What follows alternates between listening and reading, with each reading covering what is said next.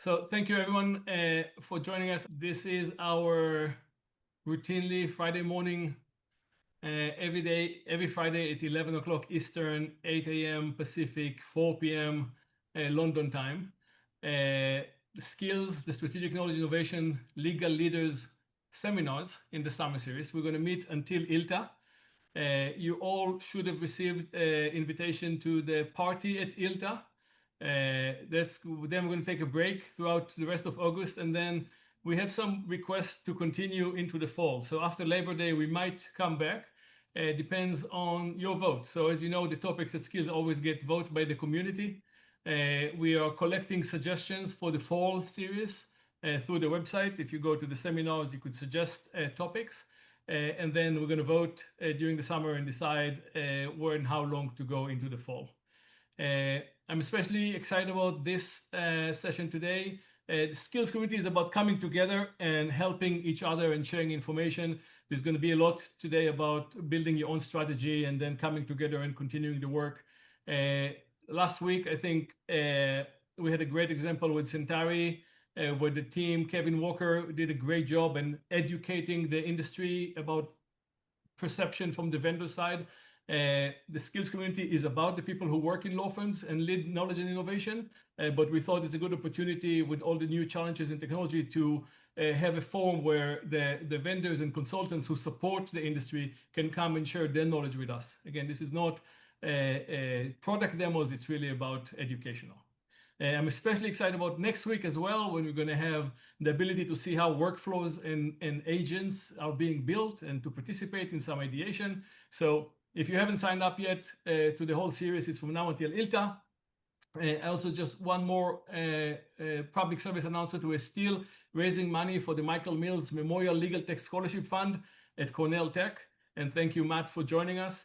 We are doing well. Our goal is to cross the $500,000 to make it a perpetual until the end of the world is coming with generative AI taking over. But until then, we hope to make it easier as many more people to go and learn about it. And last thing before we start, we got a request from some people to create a training, a certification program for people who join law firms in knowledge innovation roles. If you're interested to participate in building the curriculum around it and what should be included in training like that we could offer to everyone in the industry, please send us an email at info@skills.law. So this is a seminar, it's not a webinar. Unlike your most places when you come, you're muted and you're off picture. Here, you are definitely part of the conversation. This is a community coming together. So at any moment, people can unmute themselves and talk. We ask Greg and Nick from the Skills Organizing Committee to moderate the conversation at the end in the interactive session. If you have any questions, please type question in the chat, all caps, and then ask your question. Nick and Greg are going to monitor and they're going to interrupt. They're going to invite you. If you do want to be on camera, keep your camera on when you ask the question. It will be a hint for them. If you're introvert or you're on the beach like Lucy and you don't want to annoy everyone else, keep your camera off and then they'll just read the question on your behalf. But it's really much about being a communal effort here. So feel free to participate. We encourage that. And with that, I'm happy to introduce Sean and Milou from Harbor, who's going to talk to us about building our AI strategy. Hello, everybody. Thank you so much. We really appreciate the opportunity to be with you all. So just by quick introductions, my name is Sean Monahan, if I haven't already met you. I lead our data modernization team here at Harbor, and we work with a number of firms, including a number of you that are on this call today, on a variety of things, from thinking about how they're using your data and knowledge effectively, to thinking about talking to the lawyers about how they want to really work to effectively leverage their technology and knowledge that they have, as well as helping firms think through AI, which is what we're going to talk about today, kind of take the lessons from the field and a little bit of what we've learned to try to pass that along to this group. Hi, everyone. My name is Milou Meltzer. I work with Sean at Harbor with our data modernization group and help law firms with their journey within AI, but also the data strategy pieces that come with that.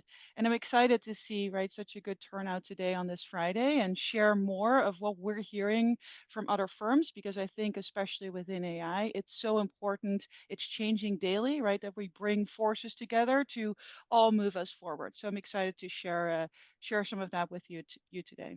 And as O's mentioned, I will also keep a close eye on the chat. So if you want to speak up or share something, I will voice that over as well today.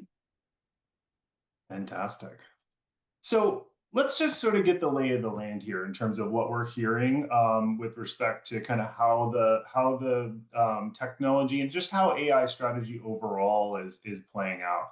One of the things we hear all the time, pretty much every conversation that we have is, oh, we are behind. Like we as a firm are super behind. We really feel like we aren't in a position where we really want to be with respect to AI. Everybody's doing so many things ahead of us. And I think that the reality of this is behind is relative. I think that, when we kind of think about behind, it's really about asking the question, who do you want to be as an organization when it comes to technologies like AI? Have you really set that marker for yourself? And then measuring yourself against that marker as opposed to kind of comparing yourself to other firms. Because what we find overall is that every firm is coming at this slightly differently. Some are coming at it saying, we are going to make it a transformational part of our organization. Other firms are coming at it saying, I just need to keep my head above water with the technology that's coming in.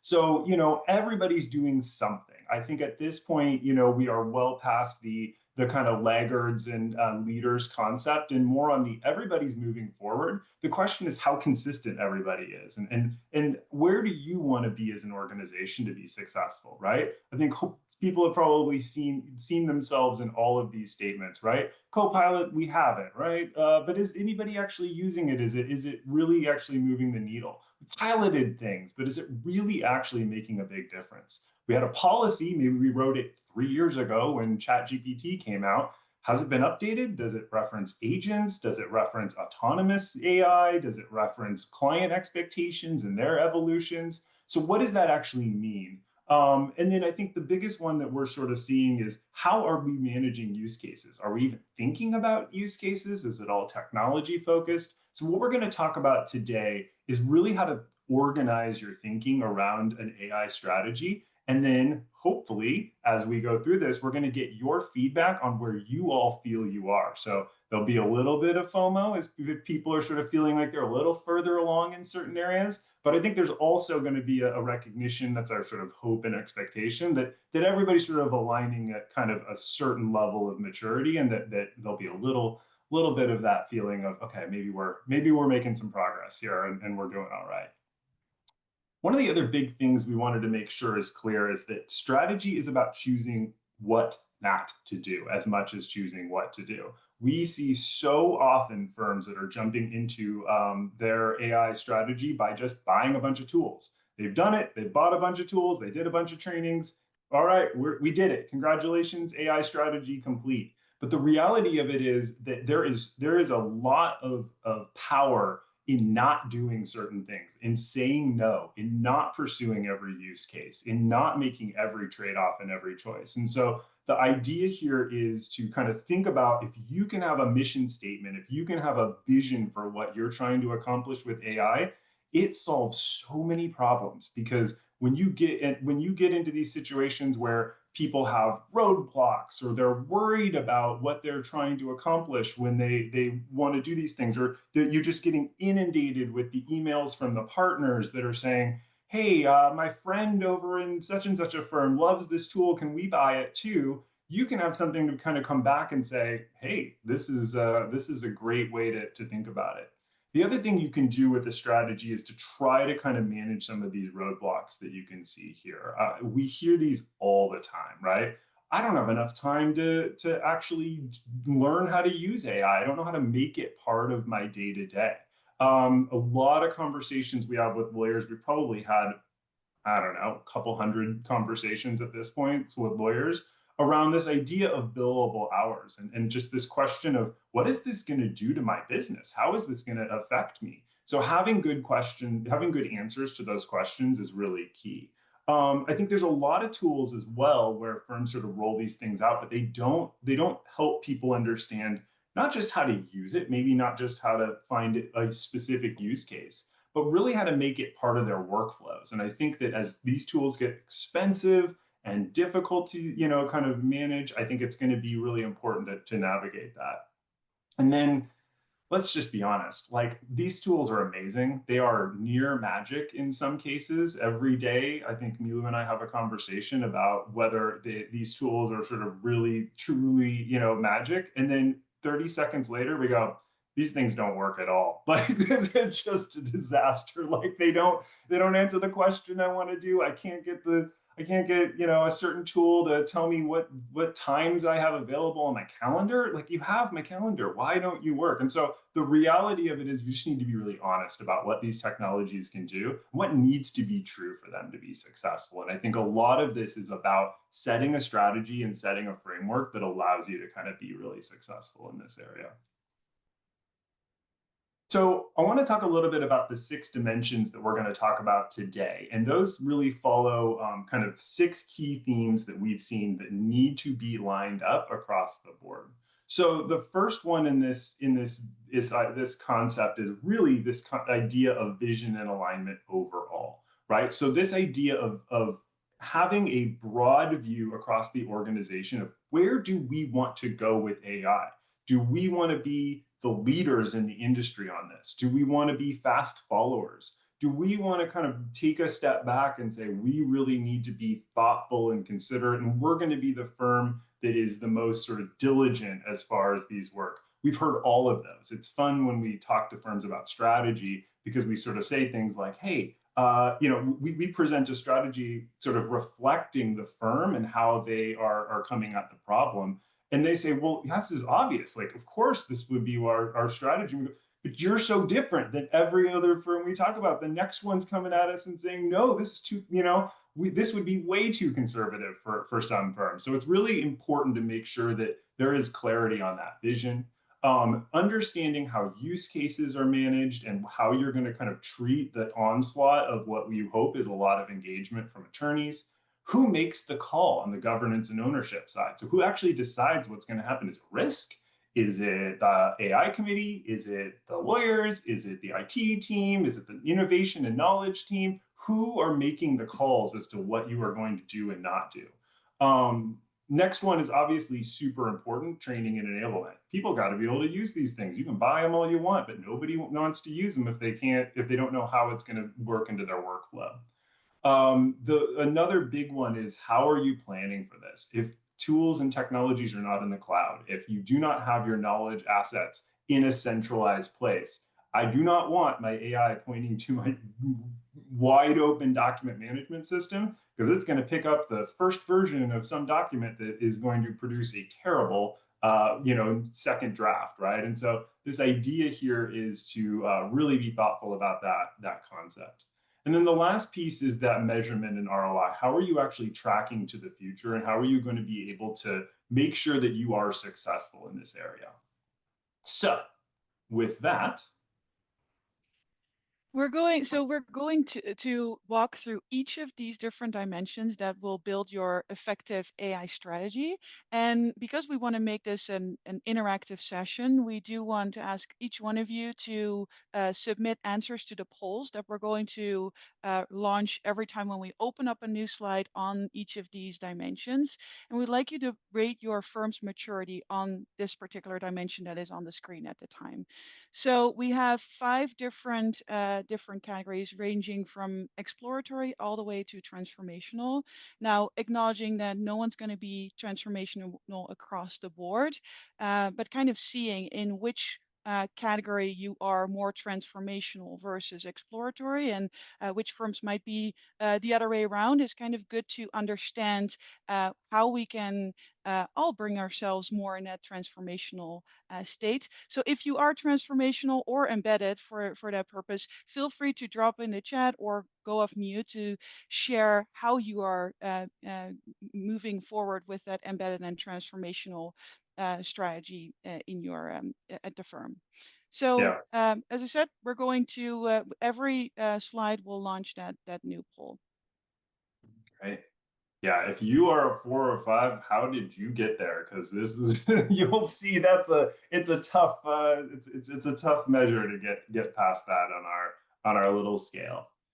All right, let's start with the first one, right? This idea of shared vision. The biggest roadblock that we're seeing with firms largely is this idea that without a kind of shared vision for how firms are moving through this AI journey, everyone's going to make their own strategy, right? Every department, every lawyer, every practice group, everybody's going to come up with their own plan for how they're going to use AI. Right. And so one of the kind of big questions is, does the firm have an explicit statement of what's happening?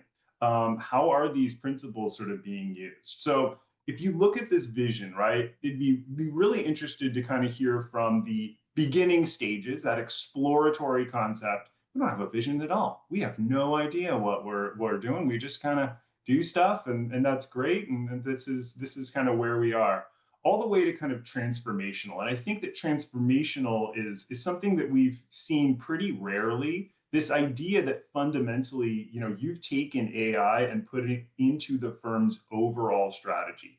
Everybody's rowing at the same pace in the same direction. Everybody understands what this looks like, and it is part of your core values as an organization that AI is going to be a part of what you're trying to do. Think most firms, and I'd be interested to see how this kind of plays out in real time, but most firms are sort of seeing this kind of somewhere in the middle of this this area. There's some principles, there's some positions of use and some things that are really valuable, but the reality is that it's hard to have the AI strategy sort of fit within that alignment. So it's really interesting to see, right, how the poll is kind of taking place right now. But we see a lot in the emerging and structured. So as Sean, as you already expected, but we also see a good handful of people that submitted embedded and transformational, and some more in the exploratory phase. So if you want to share more on how you are, what you're doing to actually get in that embedded and transformational stage.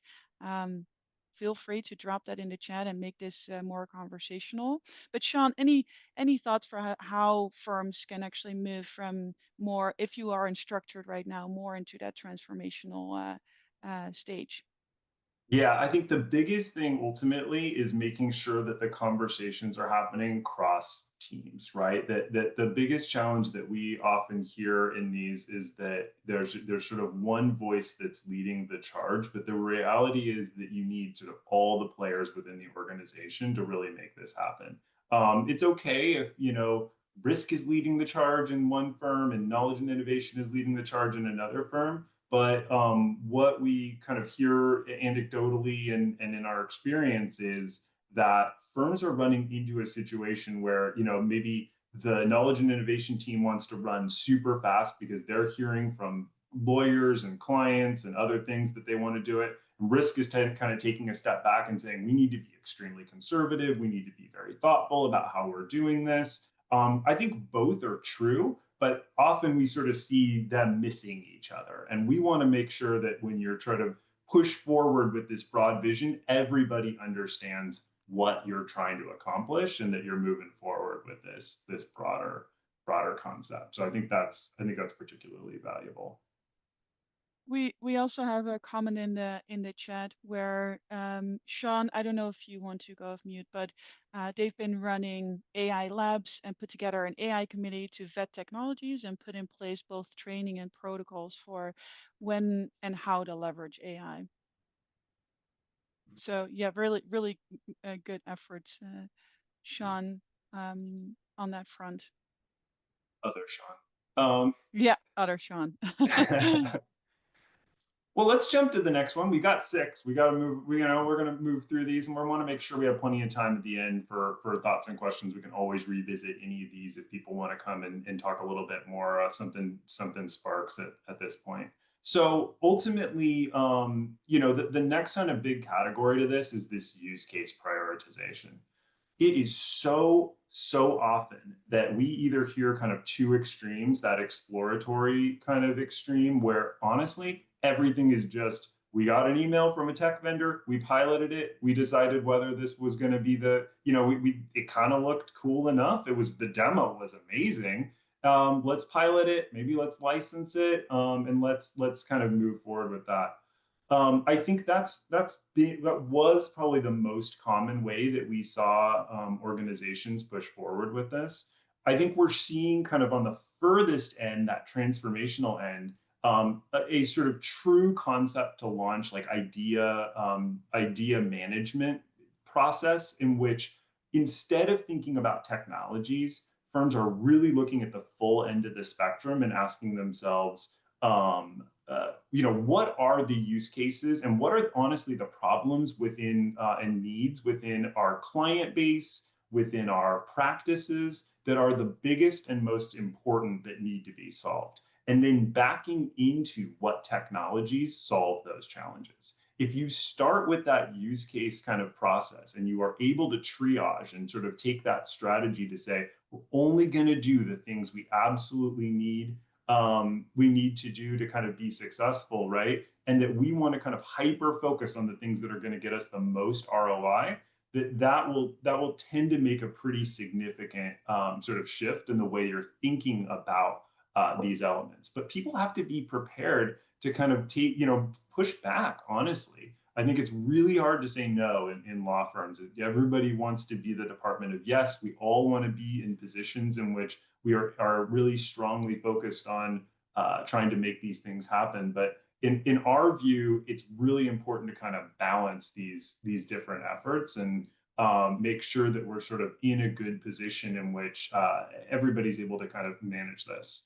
One of the kind of key strategies that we see people do with respect to the idea of kind of a use case prioritization is a formal kind of, concept to launch piece. So you see kind of in the bottom left there, this idea of intake, evaluation, prioritization, and rollout. So the idea of kind of having a really key central place where this information is flowing in is super valuable.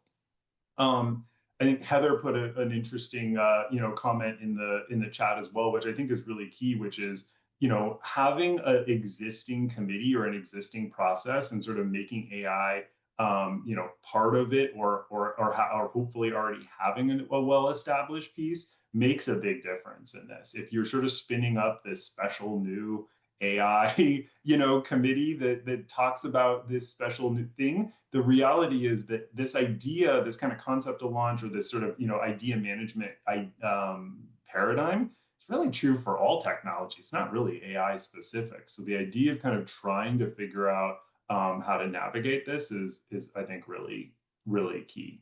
Yeah. Yeah, we're seeing again similar results, right? A good normal curve where we see a lot of a little bit more into the structured actually and embedded as well when we're looking at this the maturity across the group here. I think it's interesting, Heather, also that you're saying, right, that this has been around for 5 years, and that's also really really impressive to see that as we know that the technology is so new, having already an AI working group for 5 years, that's really great to be have solid grounds there within the firm. Yeah.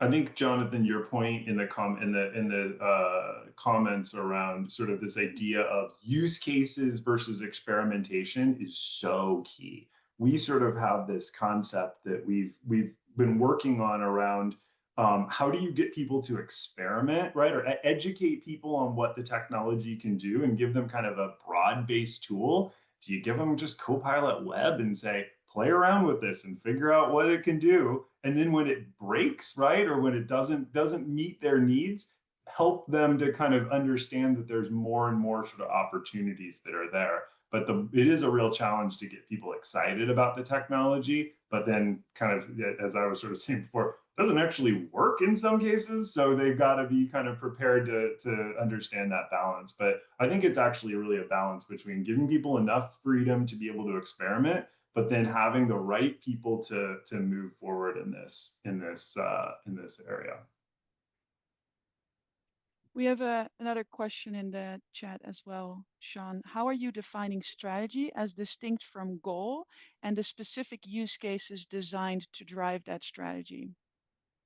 Yeah, so I think you know, all of these 6 elements are really kind of encompassing of the firm's overall strategy. We like to say you're going to set out a vision for what you want to try to accomplish, and then you're going to sort of have these, you know, that's the what or what, you know, that you're going to try to accomplish. And then the elements that we're also talking about sort of layer in to say, well, how are we going to get there, right? So some firms may say we want to do, you know, in order, our vision is that every lawyer and every professional in our firm is going to use AI and they're going to make it a part of their daily experience. Therefore, my how am I going to do that means I need to have a much broader based sort of, you know, idea of use case funneling, right, into this world.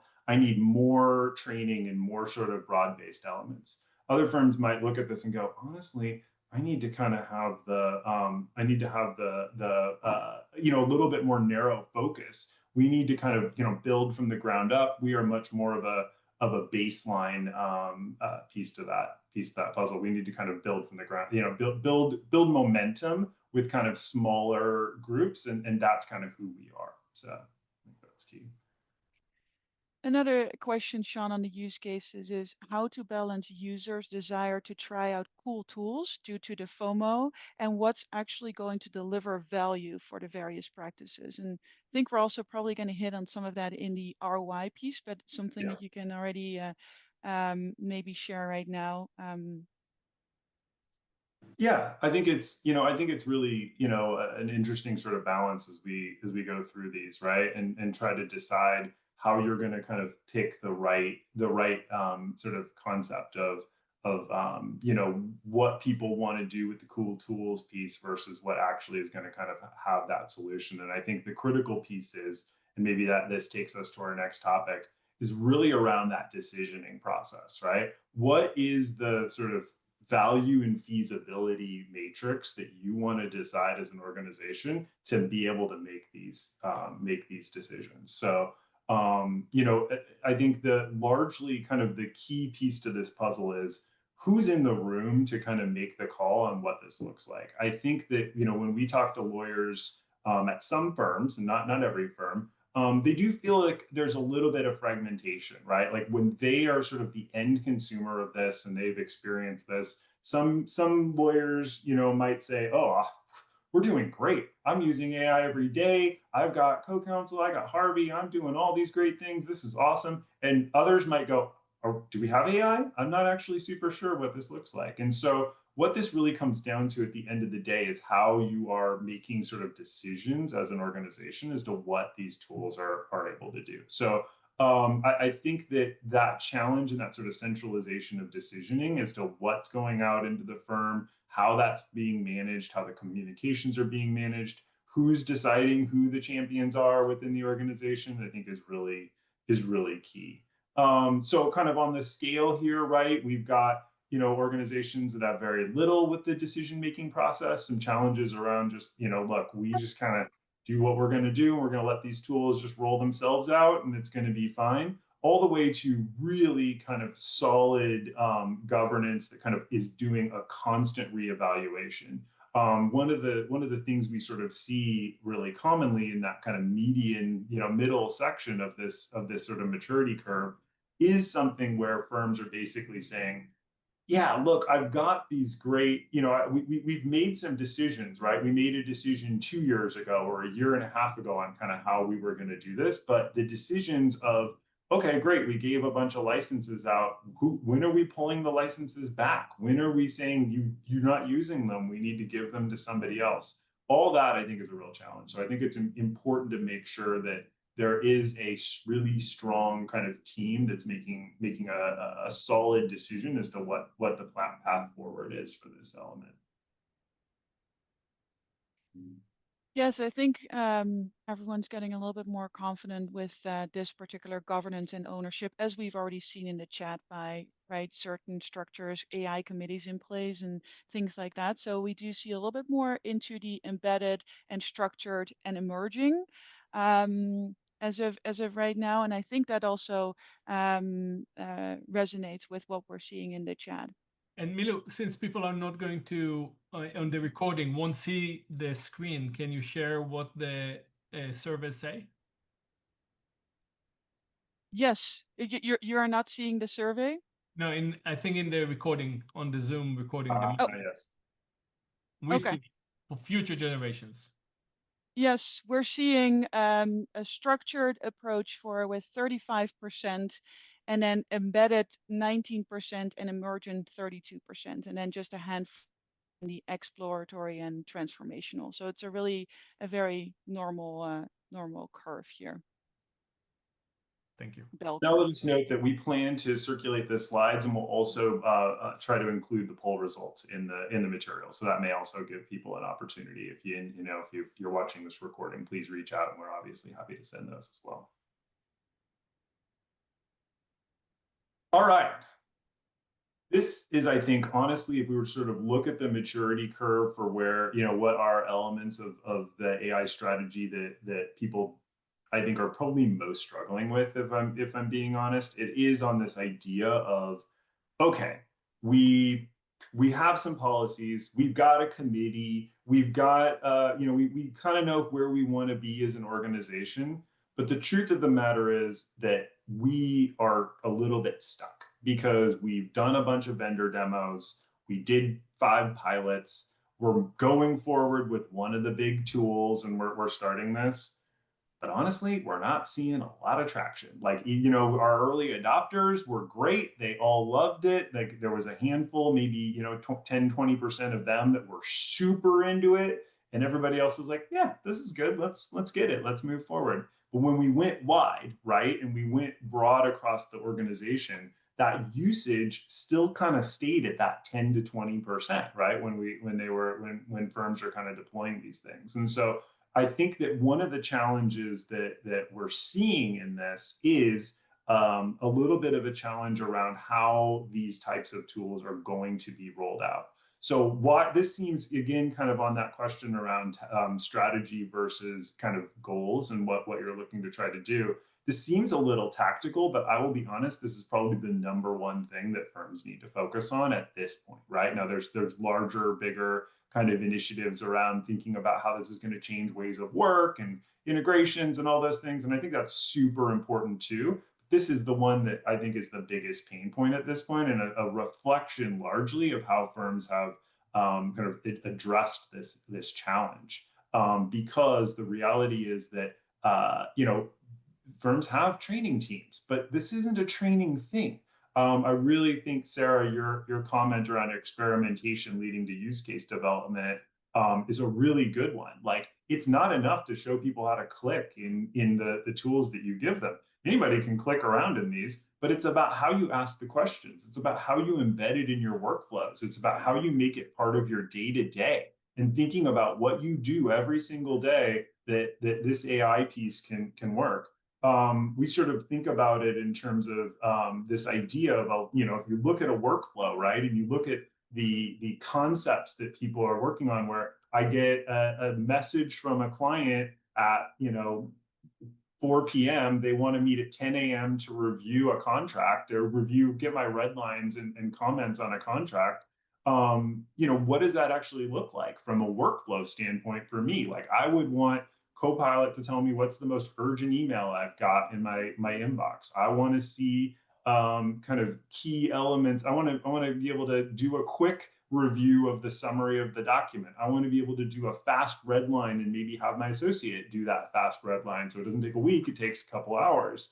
I want to be, have my paralegal be able to look at practical law and make sure that there's no sort of challenges around these areas. And I want to be able to do it without everybody having to work until 2 a.m. for my 10 a.m. meeting. So how do you do all those things? I think that's the kind of training and sort of analysis that we really want to try to sort of instill as a concept within organizations to get that kind of adoption that we're looking for, because that's what makes it truly effective. Yeah, it's interesting too, if we're looking at the poll result, a little bit less comfortable with the right to vote for transformational, so more spread out across those 4 different categories. And it's also, if we're looking at, right, those roadblocks that we mentioned earlier on, it's exactly around training, right? Don't have enough time, for the lack of time, right, to actually do a deeper dive into the technology, the hesitance and on the hallucinations and those types of things. So like a lot of the adoption within with the AI comes with the training and enablement, and so it's interesting to see the results kind of aligned with some of those things and those roadblocks that we saw earlier. We also have a question in the chat. Do you think we should expect more engagement because these are AI tools? In many cases, it seems like we could expect a similar amount of engagement, especially if they are used to using a research or tech platform. It's part of their normal workflow, and a new AI tool is an upgrade to the prior version, Lexis Plus AI. I think this is a really important question, and it goes back, I think, to that vision piece to this puzzle that's so key. Do you, as an organization, as a team, as an individual, believe that AI is a fundamental, existential sort of both threat and opportunity to the practice of law? If you do, then you have to believe that there needs to be more engagement with these tools than your document management system or your docketing system or whatever you kind of hope people try to use, but don't necessarily always use day to day. So I think that's the fundamental difference between these tools and sort of other technologies.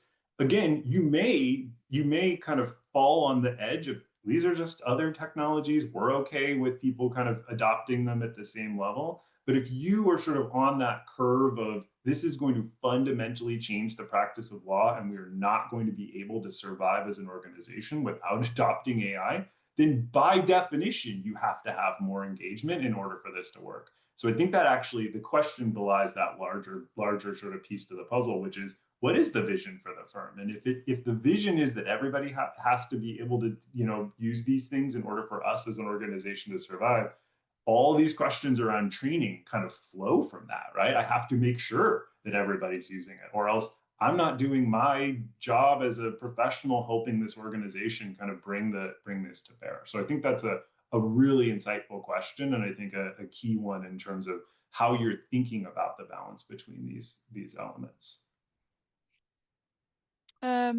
Greg also posted something interesting in the chat. For me, on enablement, it's been fascinating to see the impact of dedicated change manager roles for AI, taking a more analytical approach to adoption, including small A/B experiments, then watching and adjusting. Only then does it go down into the training approach. Yeah. I think that's a really good approach. Yeah, and then Greg also asked a question: do you see firms fully weaving together the legal skills plus AI tech training, or are the traditional lawyer learning as untouched and we are layering on AI skills? I think if you are weaving in the legal, the sort of integration of legal learning and AI, you are in the embedded or transformational phases. At least in our experience, we're seeing it much more on the more traditional kind of tech training track. So good for you if you're kind of on that higher stage, because I think that's largely a balance of what we're seeing in terms of those elements. So we'll keep moving to the next couple here as we go through, and we'll pick up we'll pick up a couple other questions as we go. We're not going to leave anybody behind. So the wanted to hit this next piece because we intentionally put this concept around tech and integration I think a little bit later, but when we talk about the technology for strategy, we did talk about this idea of decisioning and what tools you buy and all those things. And I think that there is a real kind of key element to what tools are there. But for this this particular group, the people that are on this call and the people that and where we honestly see most of these efforts fall down on the tech side, it's not on rolling out the technology, it's how that technology is built into and leverages the existing knowledge and information and assets that you have. It's not very helpful to have an AI tool where I have to copy and paste the text of my contract into my chat box and have it like give me results. Like, nobody wants to do that. I mean, obviously, a lot of people are doing that. They're trying to use Chat GPT or other things to kind of make that happen. But it's not really what we're talking about when we think about transformational change and legal, kind of embedding this into legal workflow. So the big question fundamentally is, do you have a path forward for bringing these tools into your day-to-day, kind of underlying tech stack? And then how are you kind of honestly using the momentum that we hope is being built from the recognition that kind of context and content is critical for AI? How are you sort of using that as the catalyst to say, by the way, I've been saying for 5 years we should have a precedent bank, or we should be focusing on, trying to identify the best versions of documents. Now we really need to do this, like, because this is, if you thought the garbage in, garbage out was bad before, wait till you give it to GPT. It will really give you some bad stuff if you're not careful. And so I think this is particularly kind of key and thoughtful as you're moving through this, is how is this all baked in? I think the other big component to this fundamentally is just this idea of you've got a lot of existing tools. Some of them, though, have AI capabilities, but they're not quote unquote AI ready because they're not in the cloud. So I think there's another sort of long piece to this where we honestly have sort of sad conversations where we're like, hey, you want to be able to, do kind of AI, capability, just summarizing on things in your document management system. Are you in the cloud? And if the answer is no, we go, well, here's the roadmap to get to the cloud. Call me when you're done, because there's not a lot we can do for you in that area. You're going to have to bring those documents into some other tool or move out of it if that's the case. And I think that's going to happen more and more, that is going to be a real challenge. So I think that's an interesting sort of element. So curious to see how where people feel they are on this level. Yeah, that doesn't surprise me in this area. No, So, it so doesn't Milou, you want to surprise talk me this either. one through? Yes, it doesn't surprise me either, right? We see definitely more an emerging, and it's interesting, right? While we're going through these different steps, and there's a certain order that right? It's for a reason that we're now bringing up the tech and data integration, as Sean mentioned. So it's interesting to see, right, that it's definitely more in the emerging space, and not surprising at all with all the different data and integrations that need to happen before AI can be really effective. Yeah, I mean, the fact that there's only 35% of people on this poll that are beyond 2, right? On the beyond emerging on this, I think is pretty indicative. And yet, I don't think there's a single person that on this call that hasn't liked or commented on a LinkedIn post that says information architecture before AI, right? IA before AI, or like, you've got to make this happen. We're all, I think, screaming into the void on this one, but it is so important, and I think a really kind of key piece. The challenge that honestly I think we find, if you kind of go back to some of the other elements that we've talked about in terms of strategy, is this is the one that is really hard for just a knowledge team to do, or just an IT team to do, or just a risk team to do, or just a AI committee to do. This one, you got to get everybody involved. There's just no other way to kind of solve this one other than that cross-functional piece, which goes back to the first kind of elements. What's your vision as an organization, and how are we all going to make decisions together to get this moving? So kind of, I think, indicative in that way. So the last element here, and then we'll kind of roll into our summary, is the idea of measurement, right? This idea of the concepts that you can't improve what you don't measure. We've heard a lot of really interesting things, and I think one of the bright spots in kind of AI tools generally is they all actually have pretty decent kind of login metrics, right? You can usually get a pretty decent view of how many logins you have, how many people have logged in, how long have they done it, how many prompts did they do. Mostly because these are also trying to measure how much they're gonna, it's like how much consumption you're using on these tools. So a little bit of a double-edged sword on that. But I think that is also, but I think that one of the big things we heard, and it was a really insightful comment we actually got from a sounding board that we did, which was, I actually don't care that much about adoption, right? I care about effectiveness. So I care that these tools are actually meeting the goals as we've laid out. If I'm buying a tool like CoCounsel because I believe my lawyers can respond to clients faster by being able to use these tools, how am I showing that? How am I measuring that outcome and making that piece the critical component for what we are measuring, as opposed to number of times that we, logged in or how long people logged in? All great metrics, right? But the big piece to the puzzle for this, if you're going to be spending the money and the time and the energy on AI, is what did we get out of this? Like, how did we actually measure? So we have some recommendations on kind of better metrics. I think it would be really invaluable for people to start tying their AI kind of conversations and use cases around client satisfaction. Can we really shoot to improve how clients view our services? Do we have a metric for deliverable quality? I saw a comment earlier I really liked, which was this idea of kind of A/B testing and making that piece work. So I think that's a really kind of key element to this. So one last result, and then we'll kind of take it home and have other questions. Yep, I think here we're seeing 51% mostly, right? The majority in emerging, and then some more into structured and embedded. So definitely, I think aligned with what we were thinking from that perspective. So feel free to drop good metrics in the chat if you want, but I think we can. I'm not seeing any other questions. I think we can move to the Yeah. move forward. So just to kind of wrap up, and then we'll sort of have a kind of our key piece to this as we maybe through this. Really, at the end of the day, there's sort of three gaps that we're seeing across these strategies as people are making these decisions. That there is some combination of execution, education and learning and integration that sort of creates the overall strategy, failure, basically, if you will. That people are too focused on execution and learning, but there is no context for the tool. Or there's learning and integration, but you just haven't rolled out the tools in a way that people feel like they can actually, you haven't picked the right tools or have the right capabilities. So I think you have to have all three of these in order for a real successful strategy to make this work. As you think through what your strategy is and you think about what are the things that will make you successful, we sort of have laid out a few questions, and again, we'll circulate these. Ask yourself these questions and sort of ask whether these are things that I think you're gonna make that are going to be successful as you move to this area.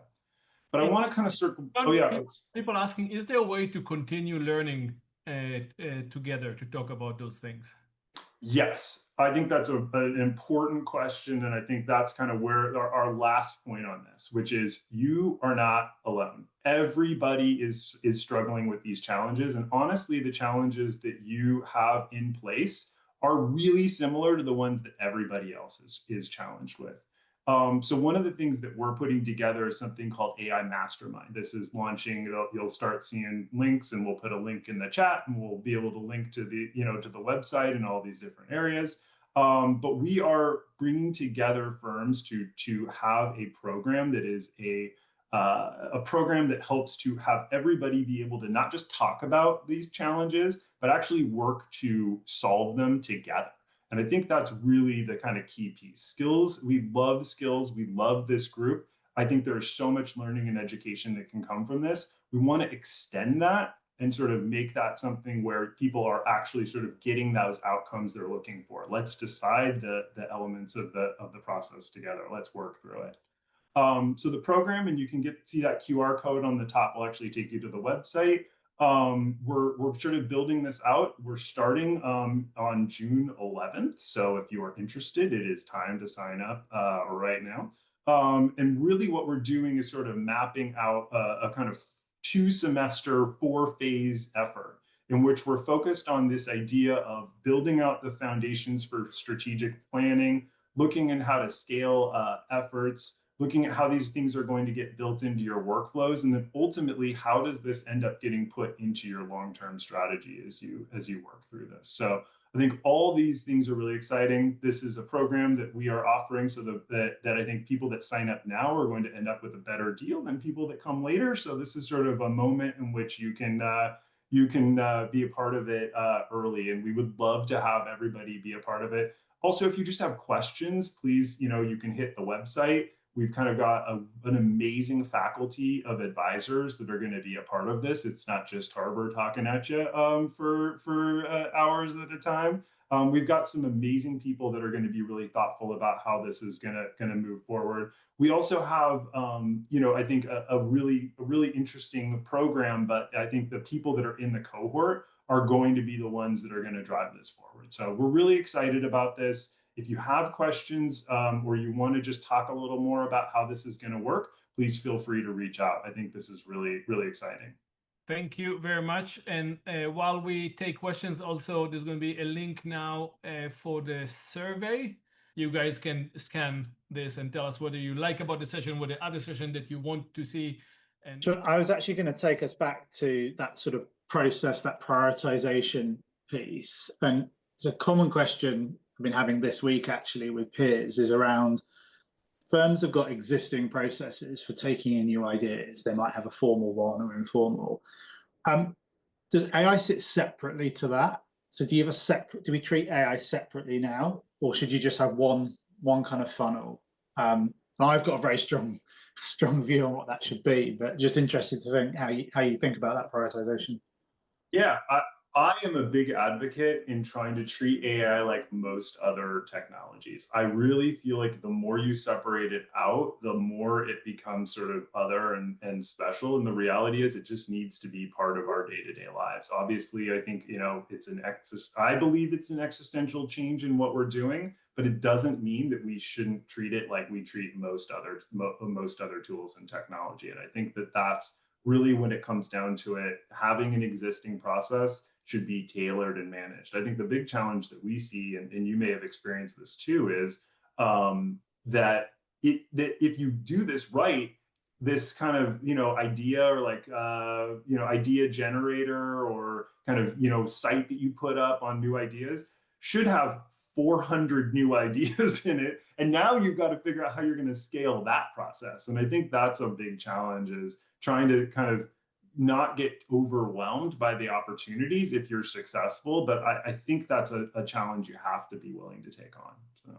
I completely agree. I think the other angle is sometimes AI isn't the answer, or it's not the answer yet. There's something that you need to do first, going back to your IA before AI, and just enables you to make sure that you sequence things right. I'm interested to hear what other people think about how they prioritize.